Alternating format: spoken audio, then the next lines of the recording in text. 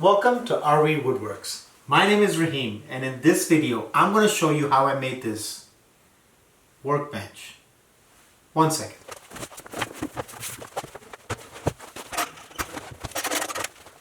Alright, let's try that again. I'm going to show you how I built this workbench. Now, the reason I built this workbench is because I have a small workshop. And to have a nice sized table saw and a workbench, not only is it luxurious, it's really not possible. For those that have followed me in the past know that I use a Bona Centipede table. It's fantastic, it's great, I'll still use it sometimes. But this modular setup, not only is it easy to store away or to set up, but there's three things here. There's the workbench, there's the table saw, and then there's the router. This design allows me to take half of the workbench off and use the table saw or the router and still have some space left over on the side.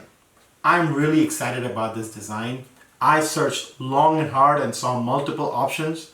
I'll put a couple here for you to see the different options that I considered, but in the end, I think this is the best solution for me. I haven't seen this out there, so if anybody has seen something, please make sure to leave a comment in the video description below. I'd love to check out another person that thought the way that I did. Anyhow, that's enough talking. Let's roll that intro and let's get right into it.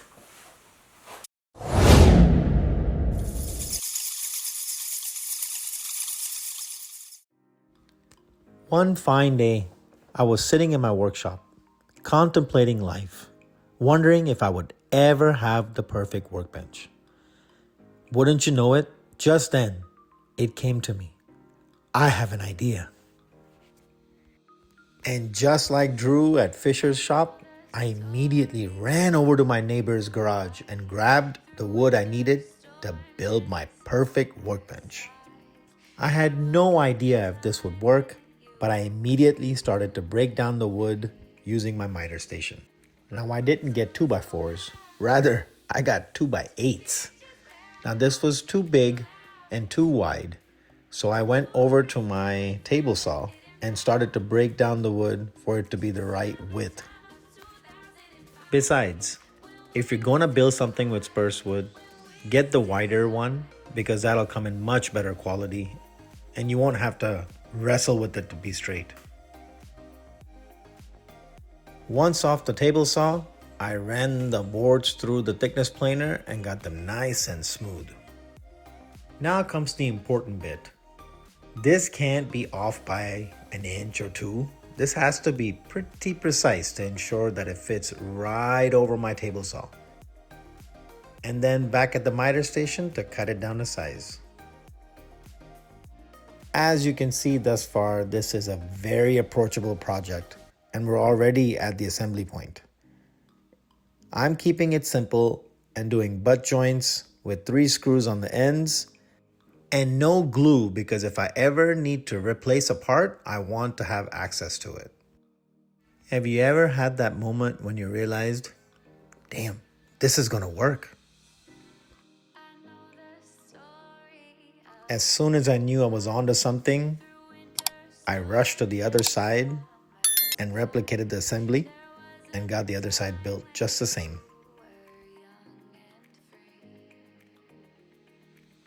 With both frames complete, it was time to measure for the plywood that I was going to use to build the top. Now I'm an old man, so I gotta write this stuff down. Now I don't own a track saw yet. Still working on my wife to say yes. But in the meantime, I've made this makeshift track that I use on my circular saw. Honestly, it works great. The only thing is the dust collection, which is non-existent on a circular saw. But other than that, I made 2 runs and got a pretty clean cut. Now I used 2 3/4 inch pieces of plywood and glued them together to make the tabletop. With it cut to size, all I needed to do now was to find the center point and use the track saw to break it in half.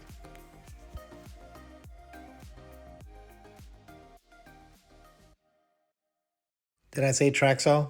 Like I said, I don't have one, but my circular saw worked just as well. With one side cut, I went back to the table saw to get it all squared up and the right size to fit between the frame. Mistake incoming. Would you believe that push block is heavy enough to hold that wood? Just until I pick it up. No harm, no foul, all good, let's move forward. It's finally time to see if this thing fits. I don't know what it is, but no matter how many times I do it, when things fit just right, it makes me feel so good. At this point, I was really eager to see if this would really work and if the cuts were made correctly. So I used an F-clamp to hold everything together and to see what the workbench looked like when it was assembled. Lo and behold, everything seems fine, but the curve of the blade that I'm using is 1/16. It's a thin curved blade. And I measured on 1/8. Therefore, there's a gap. No problem, we can address that as well. Knowing that we need to still address this gap, I went ahead and pushed forward in finishing building this top. Again, I used screws to ensure that if I ever needed to replace the top or replace the side, it would be as simple as unscrewing and replacing it with another piece. Having the plywood flush to the frame is pretty important here for long-term good workbench usage. You'll see me continuously making sure that it's level. And here's the first time I got the opportunity to pull off the workbench and store it away where it's supposed to go.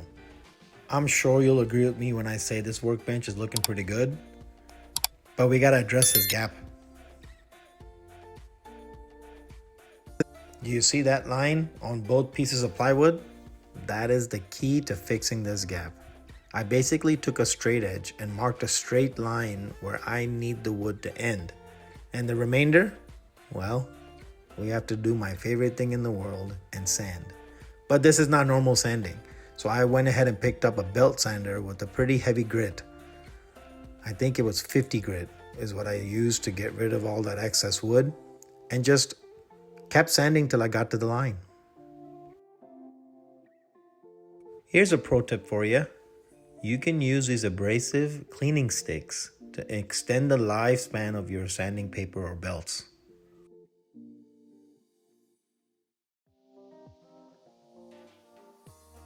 Much better.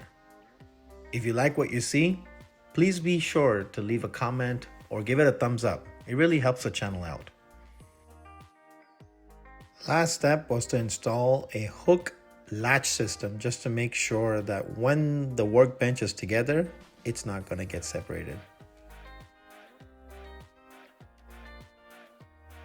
Get your head out of the way, Raheem. How are people supposed to see what you're doing?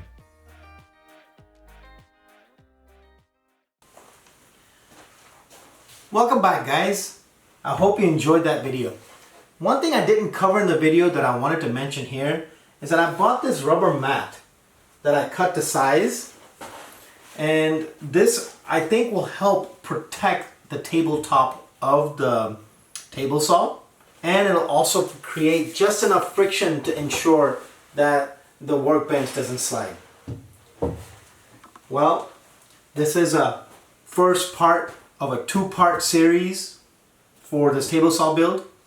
In the next video, I'm going to use this micro jig and create dovetails throughout the workbench to ensure I'm able to clamp things. I hope you like, subscribe, and make sure to come back to see how I finish this workbench. I'm really excited about this design. I hope you like it as well. We'll see you in the next one.